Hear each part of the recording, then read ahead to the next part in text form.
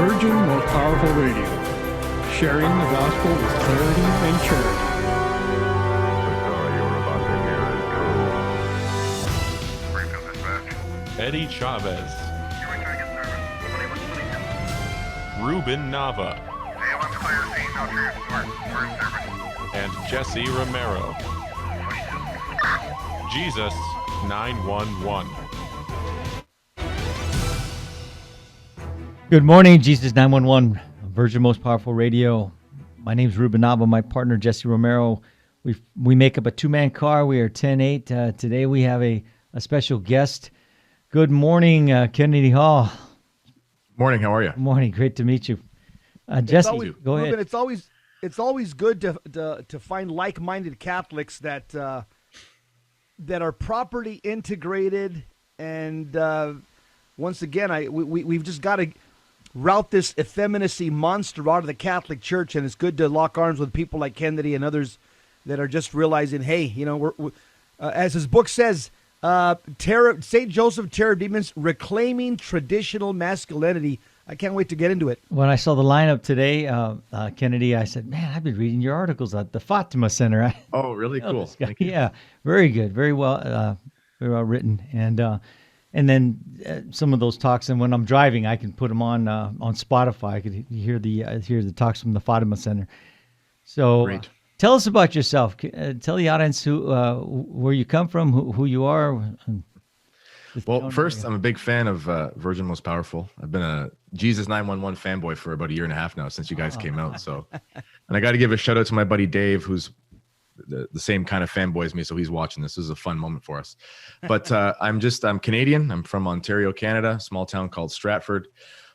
Teacher, coach, and I'm a Catholic who just decided to write a book. I've got my fifth child on the way. Wow. Thanks be to God. Been married for 9 years or so, and that's about the footnotes. That's the Coles notes for right now. That's a good ratio. 5 in 9 years. That's good. Definitely Catholic. Kennedy, something happened to you, as in other words, you're engaged in the fight now. You've written the book. You're now involved in evangelization. What happened? What was the catalyst that woke you up and said, you know what, I got to jump into this fight here? I mean, you live in Canada. Canada is kind of, well, I know you guys got a pretty bad prime minister right now. It's kind of a lefty. Yeah. But what was it? I mean, there had to be a couple of things that just triggered something in you. Say, you know what, man, I'm in. What happened? Nuestra Señora de Guadalupe. It was, I went to Mexico. I was raised nominally Catholic, my mom's an Italian immigrant. So culturally, there was crucifixes around and things like that, but we never went to mass and it wasn't a thing. Mm-hmm. So fast forward, when I became a teacher, I wanted to teach in the Catholic system because I grew up in it and I enjoyed my time there. For some reason, I didn't, whatever it was, I was basically an agnostic at the time, but I knew that I didn't want to be a hypocrite. So if I was going to teach in the Catholic board, then I needed to actually believe the faith. So C.S. Lewis has some sort of quote, I'll paraphrase, but kind of the moment you start thinking about becoming a Christian, it's too late. You're already on your way, And so I looked into it, and then, conversions, they happen slow and fast all at the same time. That's how these things are. So there were moments where it was stagnant, and then went to Mexico on a mission, actually with Renewal Ministries. So that's Ralph Martin's thing. And yeah, and it was just crazy. Peter Herbeck. Yeah. Ralph Martin. Yes, exactly. Yeah. And went there. We worked with a nun, Madre Ines. She's kind of like an unknown Mother Teresa. She just does amazing work and just beautiful woman. She's 93 or something like that now. And, and it was just one of those weeks where your life has changed forever. So when I came back, especially after I didn't even know what a Marian apparition was before I went, no joke.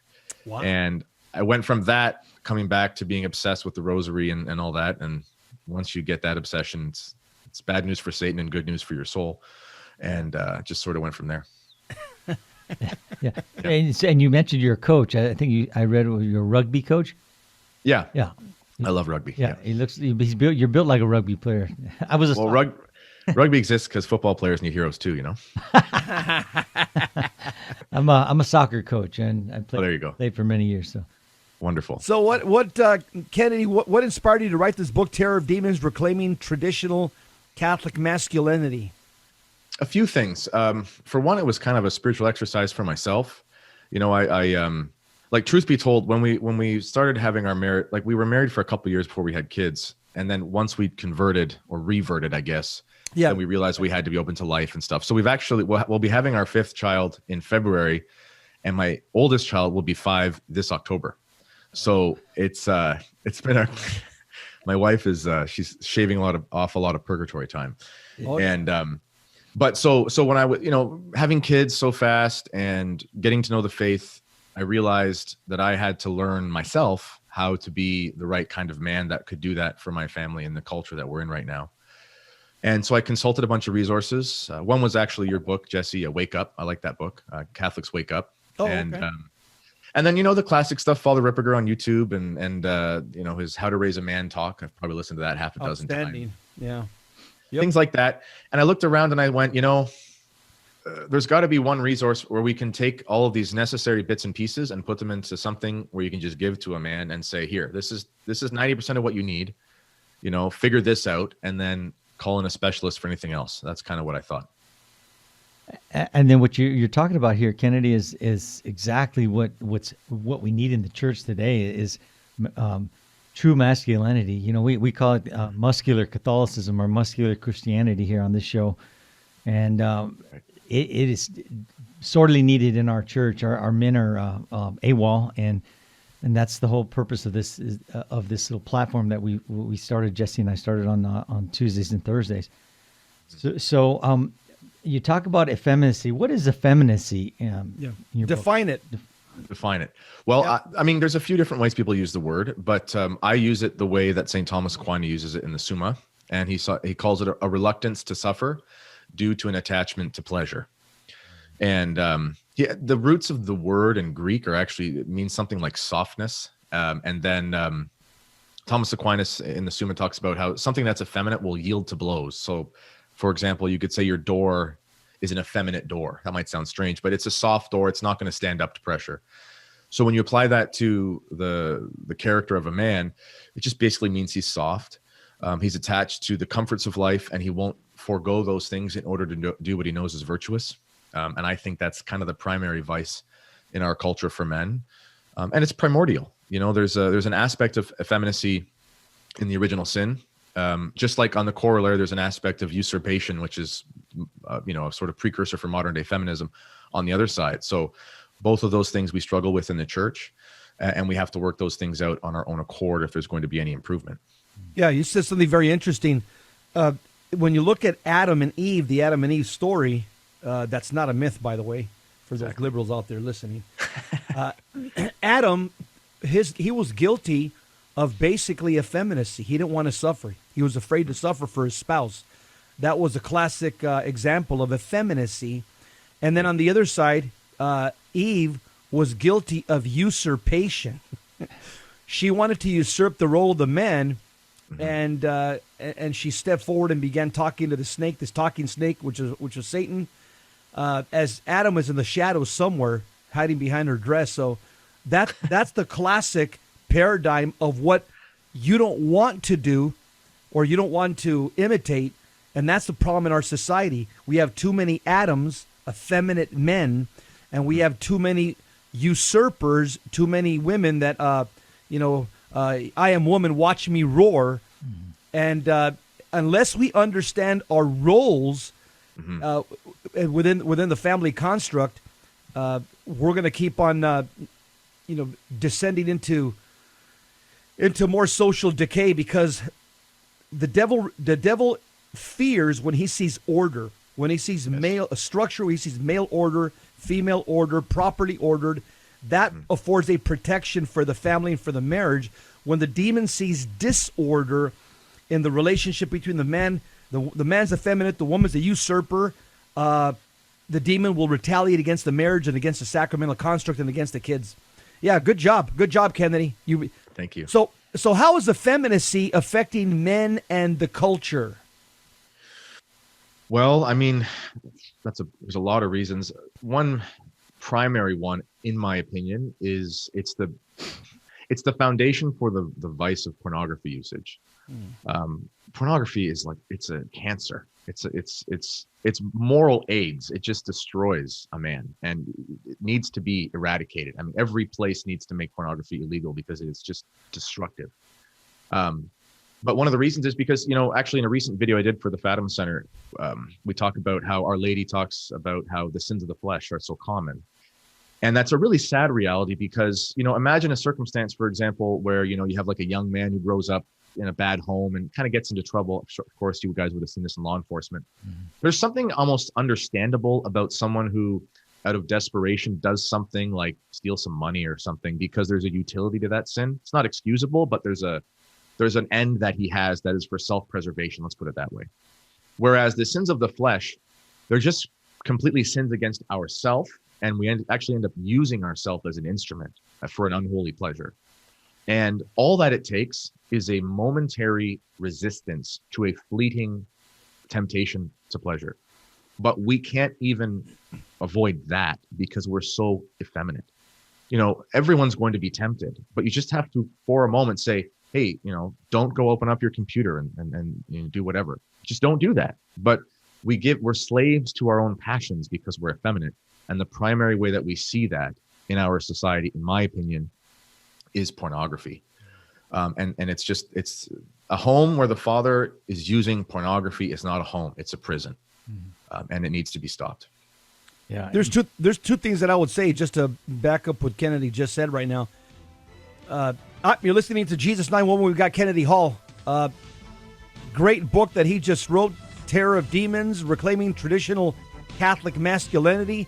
We're going to keep picking his brain regarding Catholic male spirituality because this is what we do on Tuesdays and Thursdays, Muscular Christianity. If you like what you hear, then like us and send this show to others, and we'll be right back.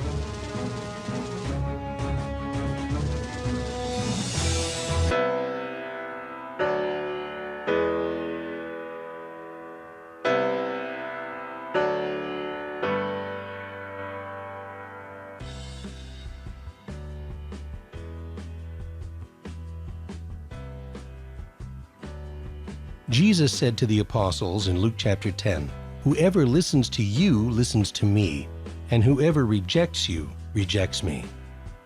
According to St. Boniface, in her voyage across the ocean of this world, the Church is like a great ship being pounded by the waves of life's different stresses.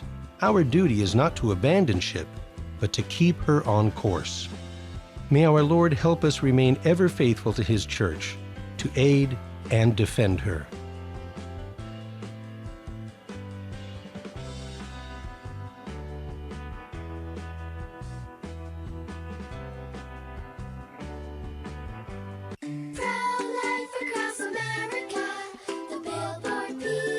How does the baby move in your tummy? How does the baby eat? Can the baby hear me? How did the baby get in there? Wow, a pregnancy can sure generate a lot of questions. But what's important is that a baby is a baby, inside and out of the womb. Not just after birth, but 9 months before, at conception. That's right. Every baby is a miracle. Hello, my name is Marianne Kuharski. I'm the director of Pro-Life Across America. If you know someone who is pregnant or in need of alternatives or assistance or would like to support the work of Pro-Life Across America, please visit our website at prolifeacrossamerica.org, or better yet, simply dial pound 250 on your cell phone and say the keyword pro-life. Pro-Life Across America is non-political and totally educational. A baby's heart is beating 18 days from conception. Pro-life across America, the Billboard people. Buying or selling your home or your business property? This is Terry Barber. Real Estate for Life underwrites the Terry and Jesse Show, and they can connect you to one of 900 pro-life real estate agents around the world. And when they receive their referral fee, they will give 80% of it to a pro-life organization. Wow, that's 80%. realestateforlife.org, 877-LIFE-US1.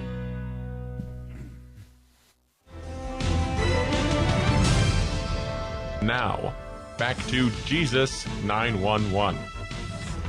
If this call is not an emergency, dial 888-526-2151. Jesus 911, we are back We have a ride along today. His name is Kennedy Hall. He's coming to us from, where is it? Toronto, you said? Stratford, Ontario. Stratford, Ontario. Okay. Yeah. Very good. And we're talking about his new book. And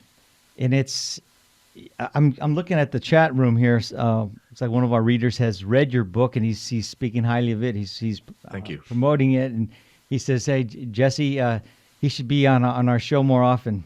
So cool. Well, we just met. Yeah, give me a chance here. Yeah.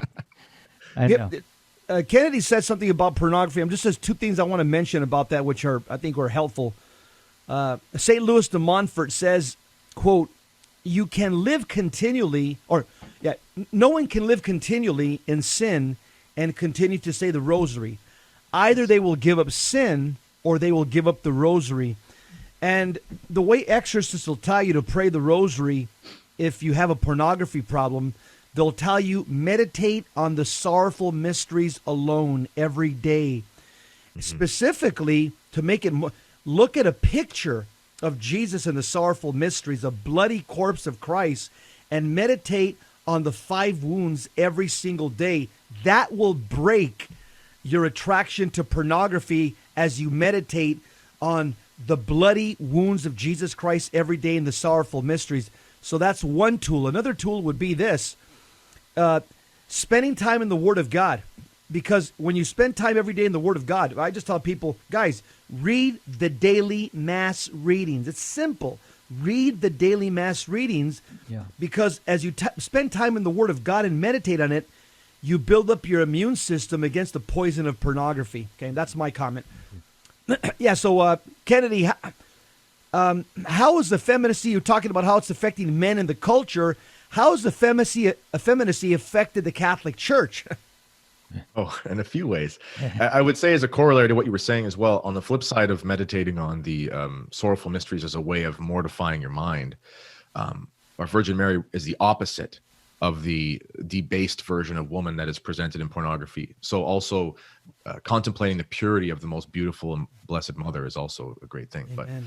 But as far as effeminacy in the church, well, you know, I go to a traditional parish. I'm very lucky, thanks be to God. But for a while when we weren't, we had good priests and everything. But let's be honest, most jobs at a lot of parishes are taken up by women. And there's nothing obviously wrong in principle with everyone participating in the life of a parish. That's a good thing. It's our central community. But it's hard to attract good, strong male priests when the priest's job seems relegated to something that's just sort of functional. And then everything from carrying the gifts to the readings to, you know, pick your job. It's usually your mother or your grandmother or something. And once again, it's not that those things are intrinsically evil, and I understand why it happens, but it's not the way that the church has been set up. You know, and one time I was watching Taylor Marshall, and he was talking about the need for male altar servers. A lot of the jobs that a young male altar server might do for a priest, the priest could probably do it better himself and more efficiently. But the point is to get the young servers, the young male servers, into the role so they're inspired. You know, it's like the farm team for the priesthood. Right. And especially in a traditional parish where you have the different levels of expertise you gain throughout your serving years. And then also I would say, not just from the male-female thing, but the fact that in most places it's very hard to hear good doctrine preached on controversial issues like contraception, you know, Ephesians 5, you know, the rightly ordered household and things. You very rarely will hear those in most parishes. And that's because, let's be honest, if a priest in your average parish brings those things up, unfortunately, he might have a bishop who's not going to support him. But even if he does, he might just be worried about all the fallout. And that priest needs to, you know, sort of strengthen himself a little bit and take the blows, as Thomas Aquinas would say, instead of yielding to them. So that's probably one of the couple main areas I see it. Yeah. You know what's we've talked about on our show, and it's going on. Hollywood is constantly putting down men and blaming them for toxic masculinity. So, what are some of the biggest traps for men today that make them soft? Well, one practical one, especially for young men, is probably video games. It's not that video games are intrinsically evil. Once again, you know, buddies can get together and play NHL or NFL and have a blast. It's like playing cards or whatever. It's a pastime, you know. Mm-hmm. But they're, especially for young men, and I've seen this working with a lot of young people, they're engineered to be so addicting. Like a smartphone is so pleasing to look at that we just take it out of our pocket for no reason because we want to look at it. Video games are like that, but even more engaging. So I kind of liken it to, it's kind of like Coca-Cola. There's nothing wrong with Coca-Cola if you just have one the odd time. But if you have diabetes, you shouldn't have Coca-Cola. Most young men have like moral diabetes. They can't handle any of this addicting sugar because it's just going to harm them and it's going to make them spiral. So that's one practical place. And then another one is just in the home, in the marriage. Marriages are not rightly ordered today. And unfortunately for a lot of couples, even if they're very faithful, they don't have any context for that. So even when they go into marriage, they don't even know what to do to have a rightly ordered marriage. The advice that you get even from decent Catholic conservative sources doesn't really talk about headship or the rightly ordered household. So it creates conflict if a man tries to bring that into the marriage. And on the flip side, if a woman is expecting this of her husband, he doesn't necessarily know how to respond, which then creates a conflict. So to avoid conflict, a lot of men will just sort of say, yes, dear, and will just not deal with the issue. Yeah. You know what? I'm reading here in the Summa Part 2, question 138. It says, the persevering man is opposed to the effeminate.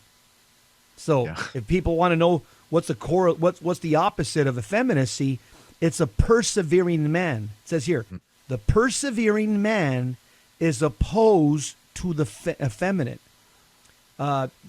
Because, and it goes on to say, properly speaking, an effeminate man is one who withdraws from good on account of sorrow caused by a lack of pleasure, yielding, as it were, to a weak emotion. It reminds me of a powerful story. When King David was dying, and Solomon comes up to him, and his father's in his deathbed, and King David says this to Solomon. This would be so powerful for men to pass this on to their boys. King Solomon says, quote, 1 Kings 2:1-4, when the time of David's death drew near, he gave these instructions to Solomon his son. I am going the way of all the earth. Be strong and be a man. Can you imagine those words from your dying father? I mean, that is powerful. You're breathing your last breath and you tell your boys, be strong and be a man. Comments? You got any comments on that, Kennedy? Yeah, well, let's look at what even the word man is in Latin. The word is vir, okay? And that word is closely linked to the word virtu, which means strength. So if you go back as far as you can in the linguistic lineage for the word man in the Latin language, which we use for the Vulgate and the documents of the church, man means strength. That's what it means just linguistically. This is why, if you say somebody's being virtuous, technically speaking, you could translate that. Yes. St. Catherine I always get them mixed up. Catherine of Siena or Teresa of Avila. I can't remember. I'd have to check my notes. But there's one of her writings where she actually says she wants manly nuns. Clearly, she doesn't want nuns with beards or things, but she wants nuns who are virtuous. Because there's a severity and there's a tenacity involved in being virtuous, because what it is it's like building a calluses against temptation. It's building a hardened shell against sin. And to do so, you need to build up your spine. You need to build up your strength and face it head on. And that's the job of a man in a household, which we see the opposite of that with Adam and Eve. Sure, he could have been hurt by the serpent in whatever fashion. He could have died the death, but the point is that would have been better than falling into sin. Right. And that's where the virtue of the man who is strength is needed. And then when God challenged him, he didn't take the, hey, look, it's my fault, I'll take responsibility. No, he says, the woman you gave me, he puts it back on God. Yeah, right. Exactly. And I love the first 3 chapters of Genesis are like, there's a whole Bible in 3 chapters. I mean, it's everything. You could pull it out of there. And that's one of the sub chapters in my book is effeminate men blame women. It's like, well, you created the problem and now you're blaming your wife. We see this in marriages. Oh, she's not meeting my needs. That's why I'm, consulting pornography or whatever. And it's effeminate and they need to stop. And they go hand in hand. Where on the opposite, if a man humbles himself, he grounds himself, okay, and then becomes more of a servant and protector of his spouse and children, then the last thing he's going to do is blame his wife, because he's meant to honor her. Right. And you can't separate them. Right. I was going to say servant leadership, Yep. leading by example. And so there's who should read your book? Do you write this traditionally or just mostly for men, obviously, but I mean, would a woman get something out of it? Benefit from it? Yeah. Well, I did write it with, I would say, kind of men around I'm 32 years old. So I kind of wrote it with the youngish dad who was trying to figure out the Catholic marriage thing. It's not specifically about marriage. I mean, I've had priests read it. Actually, one priest, I can't remember his name. He lives in Kansas somewhere. I'm actually sending down about 30 copies. He's going to do a men's group with the book. So that's pretty cool. I've also had women message me saying that they read it because they actually were interested in how they could better encourage their husband and what they could expect from him and help to build him up, which is just a wonderful thing to hear. Yeah. And then right now, specifically, depending on the state, if the schools are opening or not for college, I have had a lot of parents who especially have had homeschooled kids who are going to be going off to the big bad universities, and where debauchery is like a rite of passage. So they want to give them the tools to be able to stand up to the culture while they're there and keep their virtue in check. So honestly, men of all ages, but most specifically, if you're entering into one of those periods in life where you're having kids, you're going to school, you're getting married, one of those things, I highly recommend it. Good. Yeah. This is an important part of your book. I'm sure you took your time in trying to give some good catechesis here on what it means to have a rightly ordered marriage and why it's so important. And this is a struggle we'll be having for the rest of our life because of concupiscence on both parts. Yeah. But at least give us the standard, give us the Catholic standard of what it means to have a rightly ordered marriage. I know this is the ideal, and that's where everybody wants to get to one day. But go ahead and tell us what that looks like. Well, as long as there are the sexes, there will be the battle of the sexes. There's that famous quote, So the rightly ordered marriage. Well, St. Paul lays this out in a couple of places. And which nobody wants to read anymore, by the way. Okay. Yeah, or they want to read just about where it says submit to one another. Now, and then they stop there. They bracket the rest. The rest is bracketed and don't read it. Exactly. And I think in the Canadian lectionary, I don't know if it's the same in the States, but I think that they have the option to stop and not read the next part, like it's optional.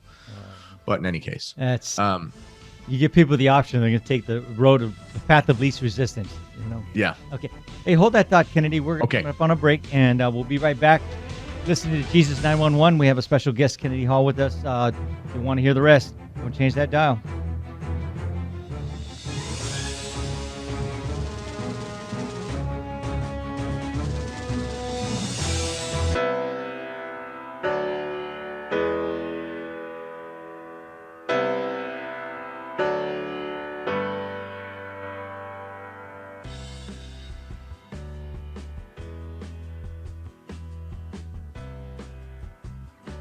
Hi, this is Jesse Romero from the Terry and Jesse Show, also from Jesus 911.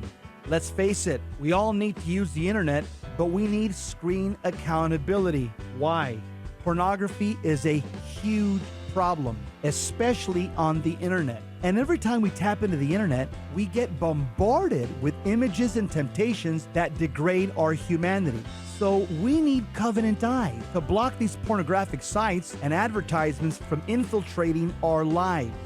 Covenant Eyes helps us take custody of our eyes and custody of our intellect. So I recommend you go to covenanteyes.com and type in the promo code VMPR to support the network.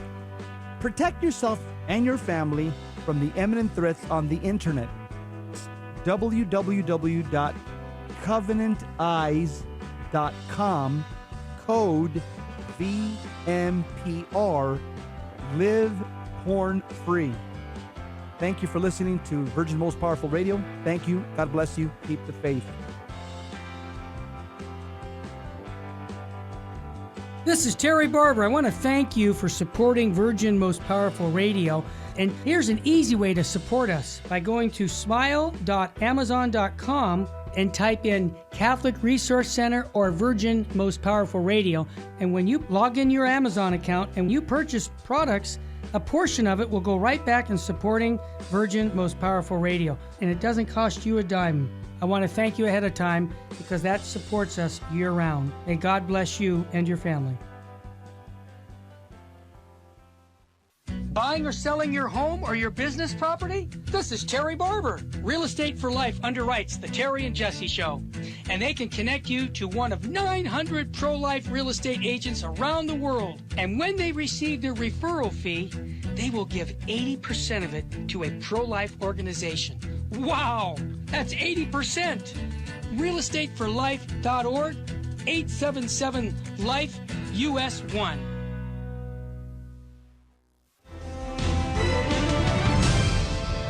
Now, back to Jesus 911.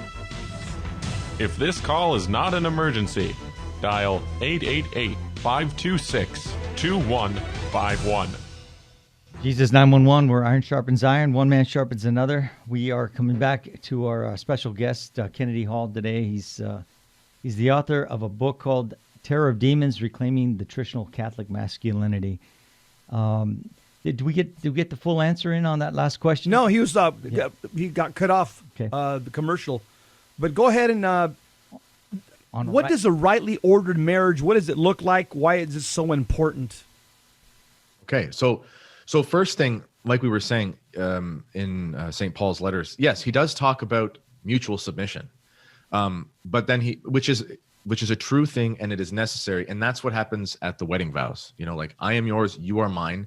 We take each other as a blessing, and also through that blessing there is a cross. Like we are each other's path to sanctification because out of the service we'll give each other, etc. So that mutual submission on a spiritual level is paramount. Okay, but there's more to it than that, because then he lays down in his letters, like I said, there's a hierarchical order. We hate that word hierarchy in our culture today. It sounds like power trip or something. So let's say the household economy. Let's use that kind of language. There's an economy to the household. Okay. And what that means is that the husband is the head of the house, but all of the responsibility, and Father Ripperger talks about this, all of the responsibility is technically his, and that which is shared is delegated. Yeah. So just like any good leader of a team, okay, ultimately the responsibility is on the coach. It's not because he's any better than the players. It's not because he's worthy of any more accolades or praise or anything like that. It's because he facilitates the order in the team. And that's just how organizations work, whether it's a family, whether it's a team, whether it's a squad, military, whatever. You know, if you have a good leader in your household, it actually facilitates more freedom for those working with you because they have something that is proper to their role, a role that is proper to their nature, and they are free to be themselves. So, for example, just practically in a household today, let's take an issue of finances. Yes, the church has a standard. If you read the Council of Trent or Catechism of the Council of Trent, it's best to try to find a way where woman is in the home. That's not always possible because of the financial realities. So it's not like there's a mortal sin for working outside the home, you know, given just cause. Of course, that's never been the case.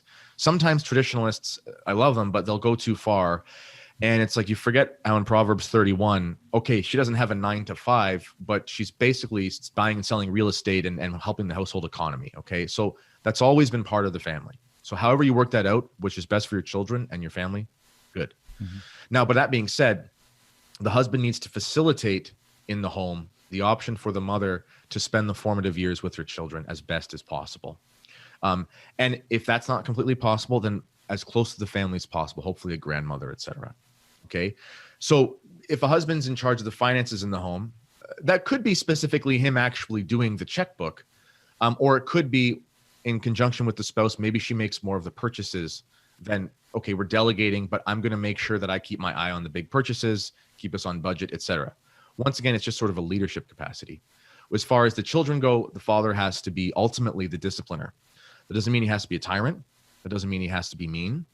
But it means that he's always supporting the mother, and that when she disciplines the children, if he's not home, that she knows that unreservedly he's going to be on her side when he does get home, and that he shows the children how to treat the mother through the way that he treats her. And we could go on and on, but I think those are two fundamental things that are really helpful in marriages today.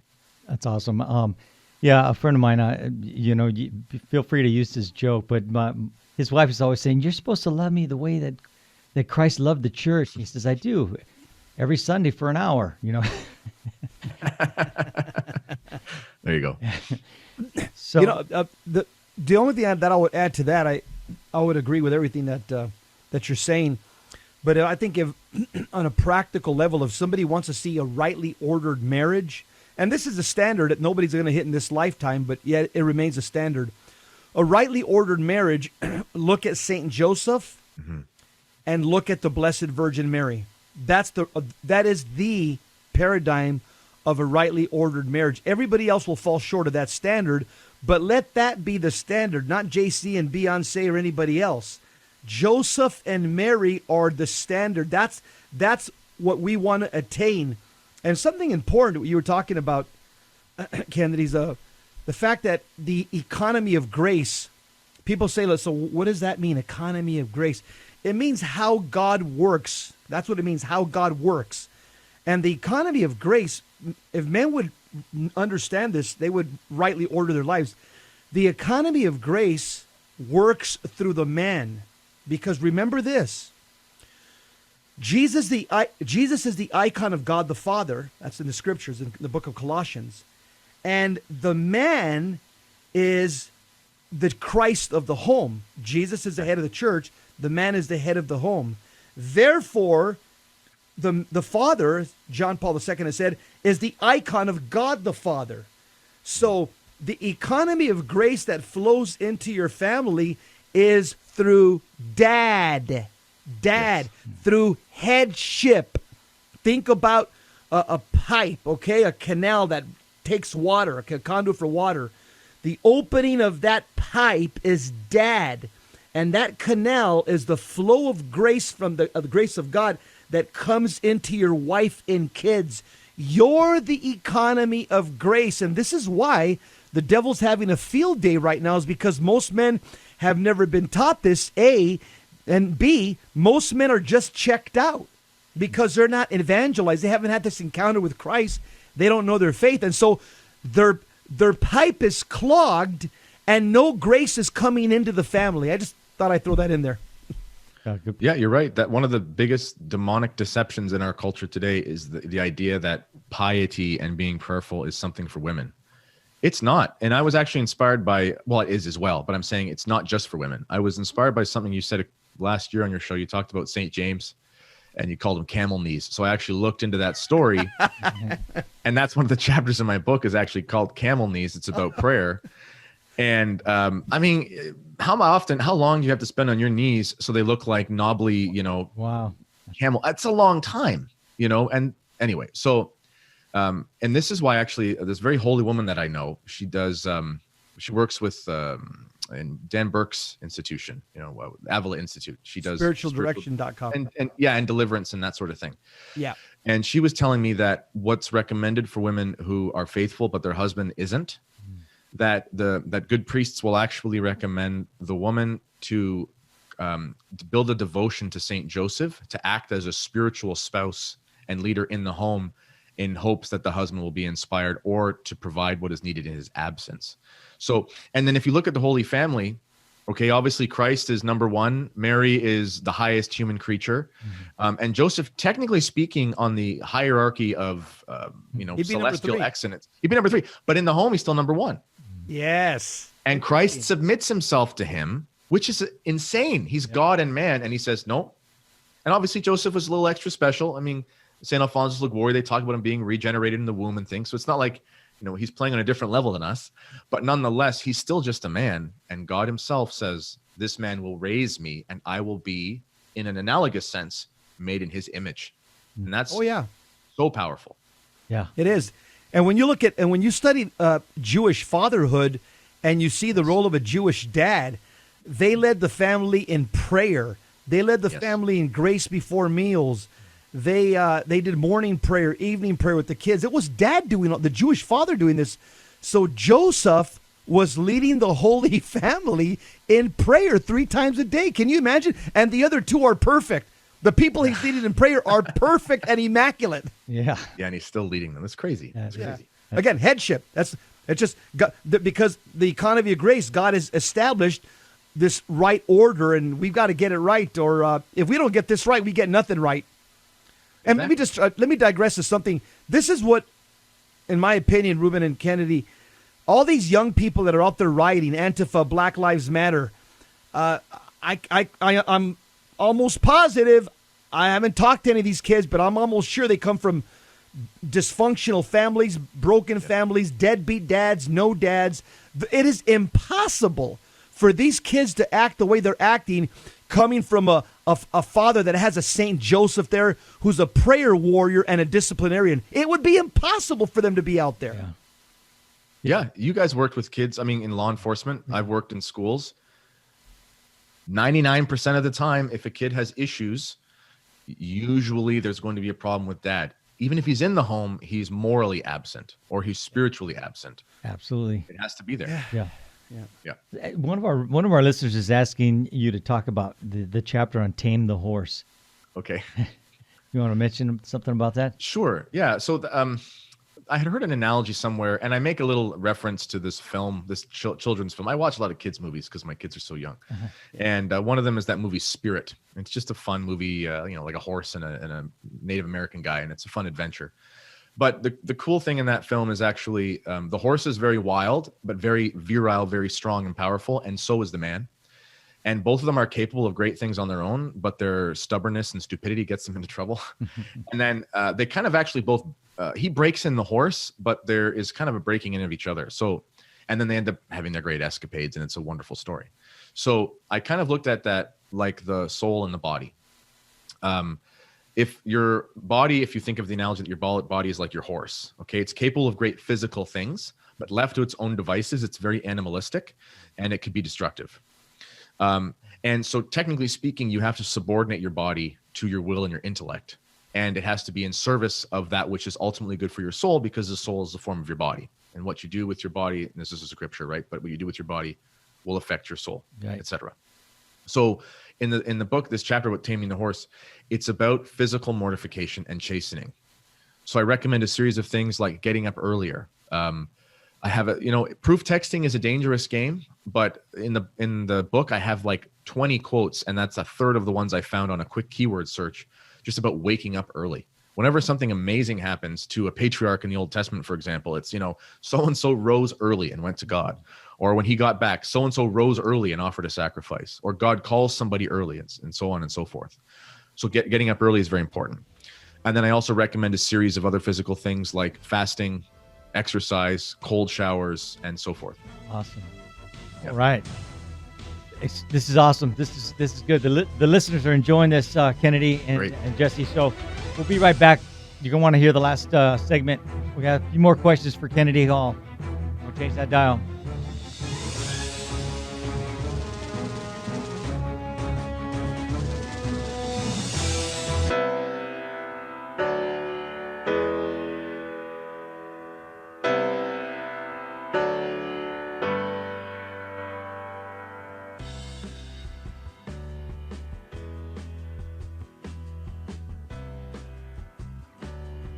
We got Ernesto from Long Beach. I just wanted to comment, and I just wanted to thank you guys. And I kind of wanted to encourage people that are listening, maybe that are not donating, because honestly, I got to be honest. I used to think you guys were a little too over the top, Yeah. That's right. If God gave us a lot, and I have the blessing of listening to all this, I just want to call all the people. I got 5 kids, and I don't make a lot of money, and I'm still donating to you guys. God bless you, brother. You're amazing. We have to do this. We have to do the extra. And it's not even the extra. People see it like it's extra. Kneeling for communion, saying your rosary, saying the Divine Mercy Chaplet. It is not extra. It's what the church tells us to do. Amen. You're a good man, brother. 30 years old, 29 years old, 5 kids, and I thank you guys. So everybody else, man, get on fire. Fight for the truth, man. I know what I'm telling you guys. There's I no love it out there.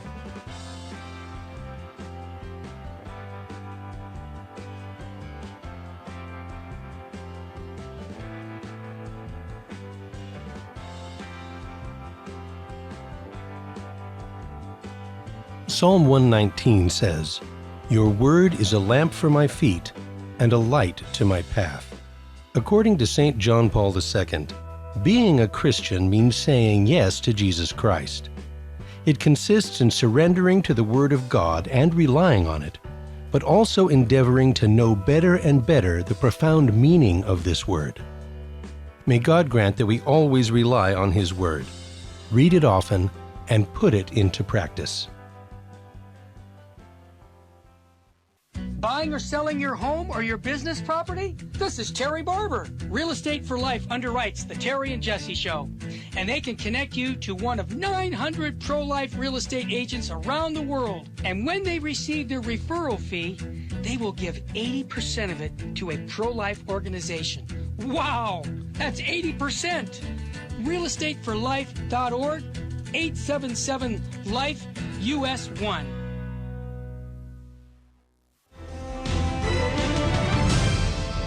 Now, back to Jesus 911.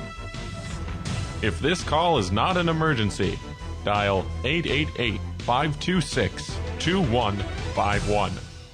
Jesus 911, we are back.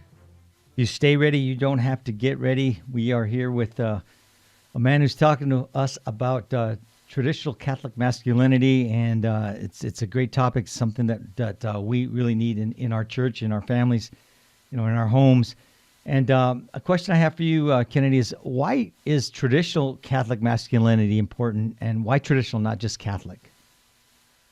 Well, one of the reasons this book isn't specifically for so-called traditional Catholics. It's just for Catholics. I mean, anyway, but the reason why I use traditional, one of the influences was my nono, God rest his soul. He was, he's with that greatest generation. He was, alive during World War II and stuff. And he died a couple years ago in his late 80s. And when he was dying, that's actually kind of what thrust me into traditional Catholicism in general. But because I realized that there was something that our ancestors had that they're trying to pass to us, or maybe they forgot to, depending on the situation. But there's wisdom in the past that we need to recapture. And the word tradition, it basically means to pass on for safekeeping. That's pretty much what the word means. Yeah. So all of these problems that we're having in our society today with men, the ones that we've talked about already, sure. Are there technological, unique things that we're dealing with? Sure. But lust is not a new temptation. Effeminacy is not a new temptation, and so on and so forth. And our ancestors, in the Catholic Church specifically, have given us the resources that we need to protect ourselves against sin and stay in a state of grace. So when I was looking through the saints, the scriptures, the old catechisms and things, I realized all of this information is already there. All I have to do is put it in one place. And I wanted to emphasize that it was traditional in that it's the wisdom of our ancestors. That's why I did that. Okay. Jesse? I love it. Yeah. Hey, you start the book with the reality of the devil and mortal sin. Why? Pretty simple. When you go for a checkup, doctor first checks to see if you're sick or not. If you don't know what ailment or illness that you're fighting, and that primary ailment is sin, that's the primary virus. It's much more important than the coronavirus, is the virus of sin. And on the corollary, if you don't know who your enemy is, how are you going to fight him? This is why Screwtape Letters is one of my favorite books, and the devil talks about not wanting people to know that he's real, because then we can't fight Satan. So and a lot of times we never hear about these things in our parishes. We never hear. Maybe you'll hear an offhand thing about the devil, but hearing about him as adversary, hearing about him as a fallen angel who wants to destroy your soul and hopes to destroy all souls and is constantly and relentlessly working at doing that every single moment of the day, that's something you have to take into account. And the way that he does that is he has you fall into mortal sin. Primarily today, it's sins of the flesh in a variety of different ways, but it's always the same game plan. And we have to be on guard against that. So first we have to recognize the disease, and then we also have to recognize the enemy. Right. Kenny, I'll tell you one thing. This is very effective with men, and I know that because I've been doing this for years. If you want to get guys' ears to perk up like Lassie, anything. I've spoken at conferences with 10,000 men, yeah. And their eyes are glazed over. When we're going to talk about prayer. Their eyes are glazed over. You want to wake up any Catholic man, you do exactly what you just right now. You give them the theology of Satan, the fall, sin, temptation, mortal sin, hell, And I'm telling you, you've got an audience. They're perked up for the next 60 minutes. So, again, I'm glad that other men are waking up and saying, you know what, we've got to talk about the enemy and wake guys up. You know, it's like throwing cold water in somebody's face. So I'm glad to see that you're not shying away from this topic. Ruben? Yeah, exactly. We need to hear more of the four last things in our sermons from the pulpit. You know, I think more guys would be, like Jesse says, staying awake and getting, you know, unfortunately, you know, people have been so confused and arrogant to try to define what masculinity or true femininity means, you know, in their own words, their own definitions of it. And instead of looking to the church, what we've had for, like you said, traditions that passed on, you know, people are going to ask, why were you inspired to write this book? What, you know, you're a young man, and you know, is it as a result of talking to a lot of children and seeing the problems that are coming up, or what was it that got you to write this book? Well, so I'm sort of indirectly involved in some evangelization and stuff just through my job and education and just volunteering. And to be honest, like Jesse was saying, you know, I had sat through all the things, you know, God is love. Yes, of course, God is love. Okay, I get that. But one of the reasons why I'm Catholic is because when I was 16 years old, I had to do a project on the Crusades. You know, in my high school, we were the Catholic Central Crusaders. And the idea of actually going to war and dying for God, even though I didn't know what that meant, that was something that spoke to the man in me on a level I didn't even understand. Right. And there's just it's like Our Lady, when she visits the children of Fatima, she leads with hell. She leads with the reality of hell to small children. She didn't say God is love. She didn't come back and say God is love. She showed them hell. Yeah. Yeah. I mean, if you want to be charitable, I mean, the most charitable thing you can do to somebody is save their life. Right. Okay. And on a spiritual plane, the most charitable thing you can do is help them. You know, you don't do it, but inspire them to seek God's graces in order to save their soul. And we don't have enough resources like that for men. There are good books out there on masculinity, and I'm not going to name them because I'm not trying to criticize them, but they're in that sort of politically correct milieu. You know, they're inspiring. Okay, let's go be a man. We're really good. And I've been to men's conferences where actually I was at one with Deacon Harold Burke, and that one blew my socks off. He was amazing. But he's really good. But I've been to some where you leave and it's like, well, you know, yeah, okay, I'm a man. That means I'm gonna, I don't know, do manly things. But it was never defined. Yeah. I want to hear, and men need to hear, it's time to pick up your sword. The devil's at your door. Call on St. Michael, and it's time to get to work. And there's nothing else that matters. Yeah, I think you're right. Men need to be challenged. Men want that. You know, it's like what G.K. Chesterton said. You know, people, true soldiers are. I'm probably gonna tear it up, but they don't hate the people in front of them when they go out to war. It's because they love so much the people behind them who they're going to protect, right? Exactly. Defending the women and the children and the, you know, snares of the enemy, the wickedness of the devil. So outstanding. Yeah. Why do you, Kennedy? I'm glad you've done what you've done, because I'll tell you, Canada needs good evangelizers, and I'm sure you're going to be. This book is going to keep you busy out there, because boy, oh boy, you guys need. I know, because they're always bringing in English-speaking Catholics to speak at the conferences out there, and I always ask myself. I scratched my head. I said, where are all the guys in Canada? How come these guys aren't picking up, you know, the ball and running with it here? Why do they have to bring guys from the U.S.? So I'm glad you wrote this book. And next time I get called from Canada, I'm going to be dropping your name. I'm going to say, you don't need to bring me. There's a guy in your backyard who's written a book on this. So, yeah, I'll be touting your name all the time, because I get invited all the time to Canada. So now you're my go-to guy. Hey, so what inspired you to write this book? Well, Ruben asked you that question. Who can benefit most from this book, and why did you call it Terror of Demons? So specifically about the title, I wrote the book kind of on a whim last year, September 1st, basically. I just honestly, I'm not claiming any sort of divine inspiration, but just something clicked in my mind, and I said, I'm going to get up and write a book. I don't know why, and I'm just going to do it. So I started waking up at 4:30 every day and just getting after it and whatever. And but then I'd finished the book, didn't know what to do with it. I actually emailed you, Jesse, last year about publishing, and you gave me some good advice. I had no idea what to do, right?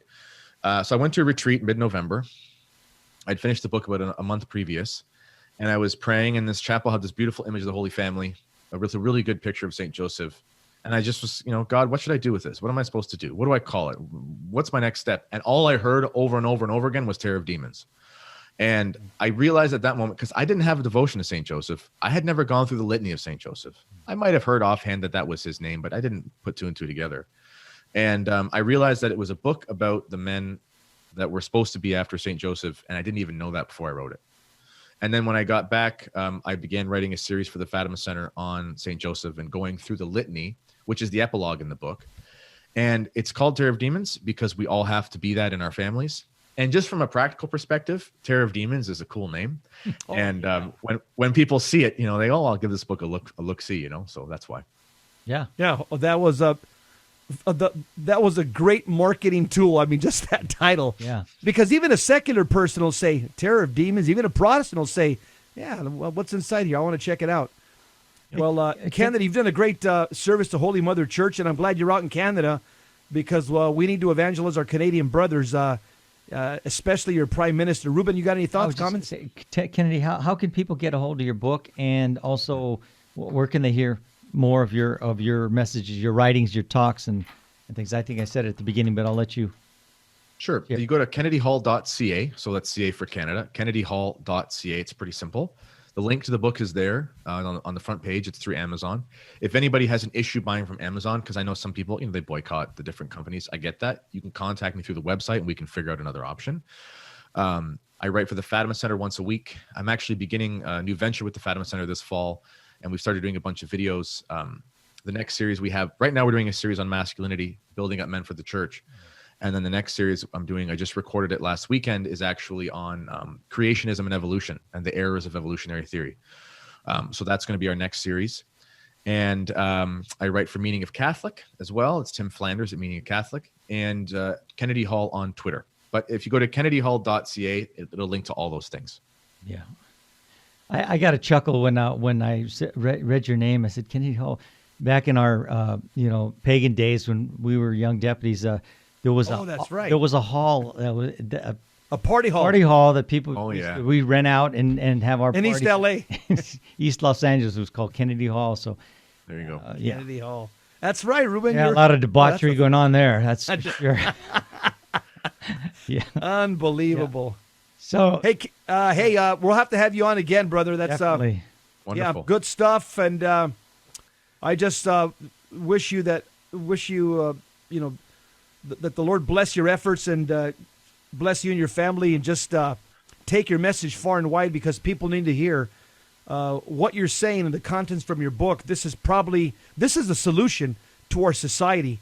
We have to return back to rightly ordered patriarchy, because the opposite of patriarchy is anarchy. If you want to see anarchy, take a look at our city streets today and these rioters. That's anarchy. And we got to return to rightly ordered patriarchy. Kennedy Hall's written a book, Terror of Demons, Reclaiming Traditional Catholic Masculinity. Kennedy, you got a parting shot for the audience. Well, yeah, reclaim patriarchy. Even if you want a matriarchy, you've got to have the father and the mother, okay? And it's a good thing that the father is in charge, because that's what our faith is about, okay? So it's not a bad word, it's a good word. Amen. And that's all I'll say for now. Actually, I have a second book coming out in about a month or two, so keep your eyes out for that all as right. well. Sounds good. Hey, we'll be out. I'll be out at the LA Cathedral this Sunday from 11 to 1. We'll be praying and asking the bishop to reopen our churches fully. We didn't say the Archbishop Vigano's prayer, so go ahead and say that on your own. God bless you. Have a good day. Have a good week. And stay tuned for Hands On Apologetics with Gary Mashuda. We are 10-7. We're out.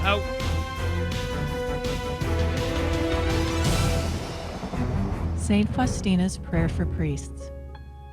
O my Jesus, I beg thee on behalf of the whole Church, grant it love and the light of thy Spirit, and give power to the words of priests, so that hardened hearts might be brought to repentance and return to thee, O Lord.